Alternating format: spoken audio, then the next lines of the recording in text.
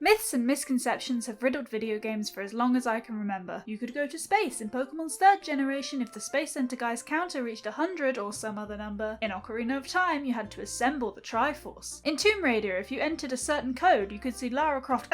Anyway, none of these are true, and Animal Crossing isn't exempt from this. So here are 8 myths or misconceptions that people have had about Animal Crossing New Horizons.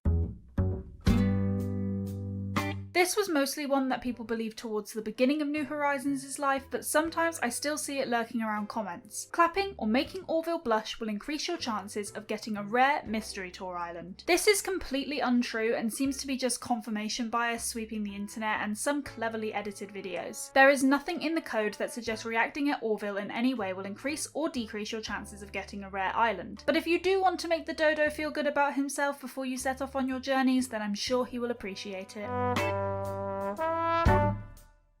Only girl gamers play Animal Crossing. This has been a misconception I have heard since I started playing the game back in Wild World. Now admittedly, I went to an all-girls school, so I probably began to believe this too, but I know plenty of people who don't identify as female who play the game. But that's just experience. Let's look at the facts. While yes, New Leaf and Pocket Camp had a higher percentage of female players, New Horizons has balanced the scales just a bit. Recently we have learned that Animal Crossing is one of the highest selling Switch games of all time at 22.4 million copies sold, only losing out to Mario Kart 8 Deluxe. The game has outsold every single PlayStation exclusive in its short time. It's crazy. Also, notice how the top 6 New Horizons videos are by men. So no, Animal Crossing is not just for girls.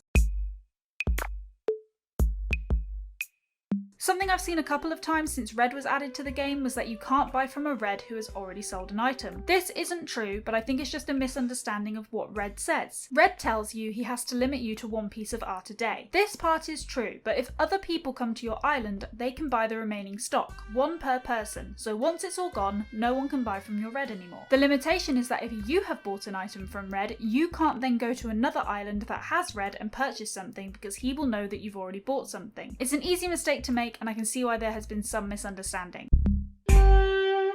This next one is one I get in my comment sections a lot. My game is glitched. One of my villagers is using another villager's catchphrase. This isn't a glitch. This is an intended mechanic in the game. This mechanic was also in New Leaf, so I can understand if newer players weren't aware. If you change a villager's catchphrase, there is a chance that other villagers will adopt it because they think it sounds cool. Same as when you are approached by villagers because they want to give you a nickname because they've heard another villager call you it. Half of my island are currently calling me Spud. Except with catchphrases, they most likely won't ask. They'll just take. Occasionally you can see 2 villagers discussing it. The only way to fix this is by going to Isabel to get her to reset the catchphrase, but the only way I've found for this to not happen at all is by not giving them custom catchphrases. Another thing that happened in previous games but is now a myth in New Horizons is villagers moving out without permission. Occasionally I see people joking about how if you haven't spoken to a villager in a couple of days you'll get a letter saying they've left. This is because in the older games if you ignored a villager for too long they would leave and you'd find out via letter. This isn't true in New Horizons, so don't fear not playing for a couple of days and worrying that your favourite villager will move out. Villagers in New Horizons cannot leave unless you give them permission to do so. I guess Nintendo got fed up of us all crying because our favourite villagers would leave after not playing with them for 6 months. I'm sorry, Poncho.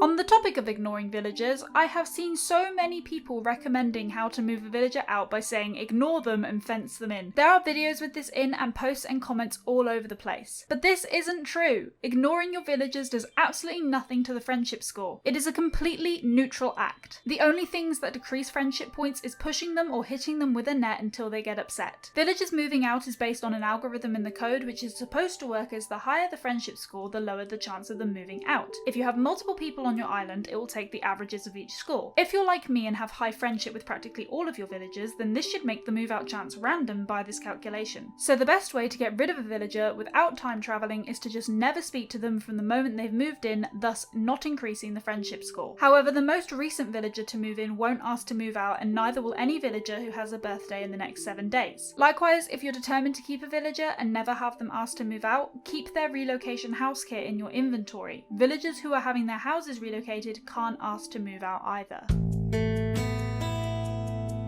This is technically 2 myths in one, but they're both to do with rocks. There was a myth going around that only 3 rocks can spawn per acre. This isn't true. All 6 can spawn in 1 acre, so if your rock garden design dreams include this, then have no fear, it's possible providing you have a valid spawn location for them. The second was that rocks could be hiding behind buildings, trees or cliffs. Again, not true. Rocks can't spawn 4 tiles behind a cliff, tree or building, meaning they should never be completely hidden from view. But you still might have trouble finding them though. Finally, the last misconception is that the game is glitched because you are having a meteor shower and Celeste hasn't shown up. This isn't a glitch. You likely are just lucky and are going to have or have had more than 1 meteor shower this week. Even if you only see 1 shooting star, this will count as a light meteor shower. I say see because it's not possible for you to only have 1 shooting star, they always fall in groups. But light meteor showers are far more sporadic when they fall. Back to Celeste. The game picks a day at the start of the week for Celeste to show up if you have a meteor shower coming up. It's more likely to pick a heavy one over a light one, and she can't show up when KK Slider is around, so if your meteor shower clashes with KK, then you won't see her. So just because you're having a meteor shower on a particular day doesn't mean the cute little owl is going to show up. And there you go, 8 myths or misconceptions that I've seen hanging around the internet for New Horizons, debunked and answered for you with the latest information. So if the game updates and changes any of these mechanics, please don't come for me. I hope you've enjoyed this video. A like would be appreciated if you did. Leave a comment about any rumours, myths or misconceptions you've seen about New Horizons.